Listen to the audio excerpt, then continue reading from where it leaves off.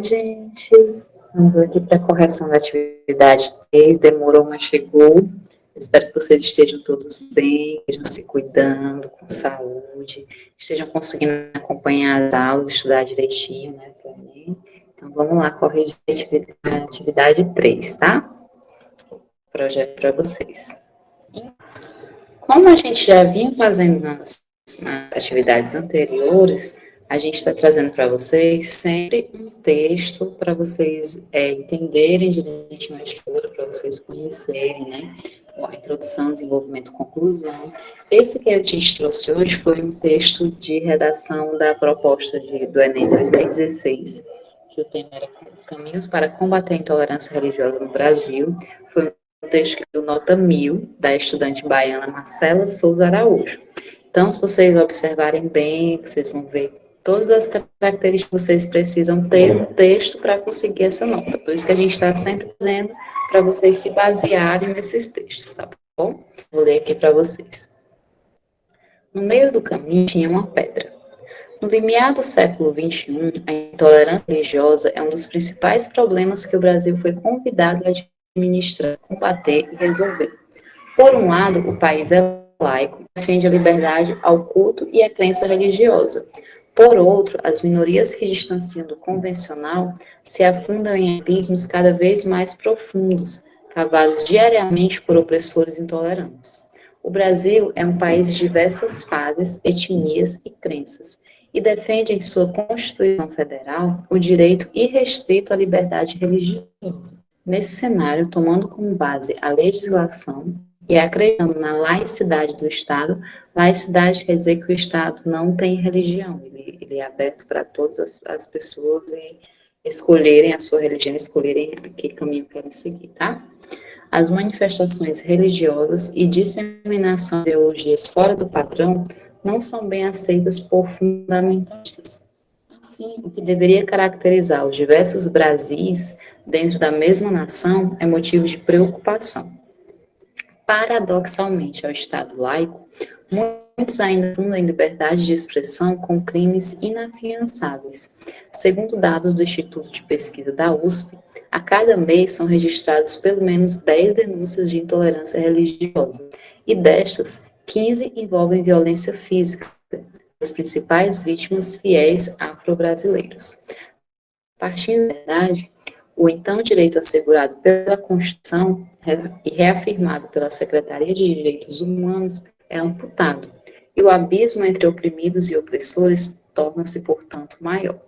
Parafraseando o sociólogo Simon Bauman, enquanto houver quem alimente a intolerância religiosa, haverá quem defenda a discriminação. Tomando como norte a máxima do autor, para combater a intolerância religiosa no Brasil, são necessárias alternativas concretas, que tenham como protagonistas a tríade Estado, escola e mídia.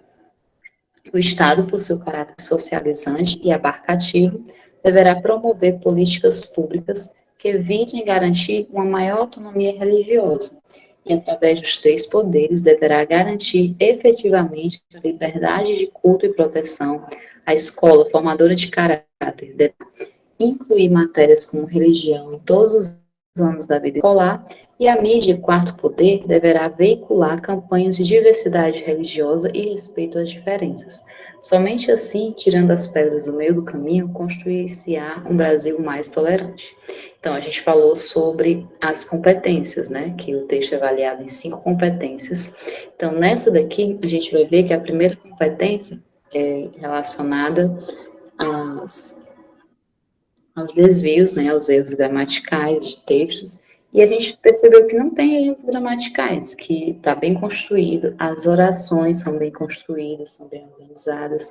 Então, essa já consegue os 200 pontos, né, no item, na competência 1. Não tem erros gramaticais, não tem erros textuais, então já vai para o 200.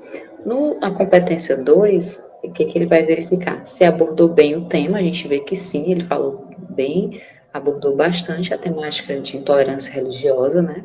Se tem todos as três partes do texto, a gente percebe aqui esse primeiro parágrafo é a introdução, segundo, terceiro e quarto são desenvolvimento, e no último parágrafo a gente tem a conclusão. Então, tem a estrutura bem direitinho do texto argumentativo. Então, já ok para a competência 2. Outro ponto da competência 2, além do tema e da estrutura, é o repertório sociocultural, que a gente vai ver em aulas posteriores. Que é o quê? Se ele faz alguma citação, tá aqui, ele citou o sociólogo Zygmunt Bauman, e ele faz algumas outras citações aqui pelo meio do texto sobre a Secretaria de Direitos Humanos, e ele está bem entrelaçado ao texto, se vocês prestarem atenção. Então, ele já consegue os 200 pontos aqui, da competência 2, porque cita tema, a estrutura da redação está ok, e tem uma citação de um repertório sociocultural, ou algum contexto histórico, ou a citação de alguém que entenda do assunto, tá? A competência 3 é relacionada aos argumentos. A gente percebe que ele tem um argumento bem consistente, que é bem desenvolvido ao longo do texto. Ele vai seguindo uma sequência direitinho para levar a gente a entender qual é o ponto de vista dele. Então, nesse terceiro, na competência 3, ele também faz um desenvolvimento bem consistente da argumentação. A competência 4 também é relacionada às conjunções, né? A gente percebe que ele utiliza bem, ó, por um lado, por outro, neste cenário, paradoxalmente ao Estado laico. Então, ele vai sempre colocando. O que vocês têm que atentar para. Essa daqui foi em 2016. O que vocês têm que atentar agora na competência 4 é sempre no início de cada parágrafo colocar uma conjunção, colocar algum termo que retome o parágrafo anterior, tá? Nessa época não era tão exigido, em 2016, mas agora é. E na quinta competência, a solução do problema, né? Tá aqui, ele colocou quem é que deve fazer. Naquela época também tinha que colocar mais de um agente. Hoje vocês precisam colocar só uma pessoa para resolver o problema. Então tá aqui, quem vai resolver o Estado, a escola e a mídia, né? O que tem que fazer, ele colocou aqui, como fazer e para quê, né? Para construir um Brasil mais tolerante. Então, ele conseguiu os 200 pontos assim. Competência 1, erros gramaticais. Competência 2, tema, estrutura e contexto histórico, repertório sociocultural. Competência 3, argumentação consistente, organizada. Competência 4, conjunções, a ligação entre os parágrafos e entre as frases. E a competência 5, a solução do problema clara com a resposta àquelas 5 perguntinhas, tá? Estou falando isso para vocês saberem, quando eu for corrigir a redação de vocês, o que eu observo na redação. E não se preocupem ainda, porque a gente vai, a partir da próxima aula, analisar todas as competências, tá bom? Então, vamos lá. Qual é a tese, ou seja, a ideia central do texto? Nesse caso aqui, a gente tem a primeira, né? Somente assim, tirando as pedras do meio do caminho, construir-se-á um país mais tolerante. Não é sobre isso, né? Por outros, a minoria que se distanciam do convencional se afundam em abismos cada vez mais profundos, cavados diariamente por opressores intolerantes.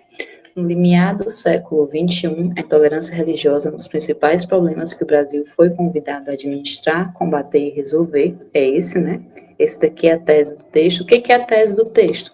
É a ideia, é o posicionamento da pessoa que está escrevendo a redação, e é a partir dela que você vai trazer os argumentos que você vai defender. Então, esse daqui é o posicionamento do participante. As outras frases, elas servem para confirmar essa daqui. Tirando a pedra do caminho, construir-se-á um Brasil mais tolerante, é para confirmar isso aqui. No meio do caminho tinha uma pedra também sobre o Estado laico, né? Confundir liberdade de expressão com crimes inafiançáveis. Todos esses outros são para confirmar a tese principal, a ideia principal, que é essa daqui, que a intolerância religiosa é um dos principais problemas que o Brasil foi convidado a administrar, combater e resolver. Se vocês prestarem atenção, ele passa o texto todinho tentando comprovar isso, que é um problema muito grande, que o Brasil está tentando resolver, tá bom? Dentre os vários tipos de argumento para defender a sua opinião, Marcela Souza só não utiliza. Ela colocou citação de voz de autoridade, né? Tem lá o sociólogo, informações de documentos oficiais também, informações de órgãos importantes também, dados estatísticos também. Ela só não citou a alusão histórica, né? Ela não citou nenhum acontecimento histórico que seja relacionado a isso. A autora citou o sociólogo Zygmunt Bauman em sua argumentação. Isso demonstra o seu domínio em relação à solução de problemas, ao vocabulário, à norma curta da língua ou ao repertório sociocultural ou à organização de ideias do texto, repertório sociocultural. Né? Ela mostra que ela tem bagagem, que ela tem conhecimento de mundo e que ela pode trazer informações adicionais para aquele assunto, informações novas, né? Citação de algum sociólogo, de alguém que entenda sobre esse assunto. Então é isso, eu vou deixar aqui a quarta e a quinta questão para vocês resolverem em casa. Então, muitíssimo obrigada, se cuidem, façam a atividade de vocês direitinho, se organizem, façam as redações. A gente tem um grupo no WhatsApp só com quem está fazendo as redações para marcar, para a gente ir corrigindo as redações. Alguns já tiveram as redações corrigidas, então pratiquem, a gente só consegue chegar à perfeição praticando, tá bom? Beijinhos, tchau, tchau.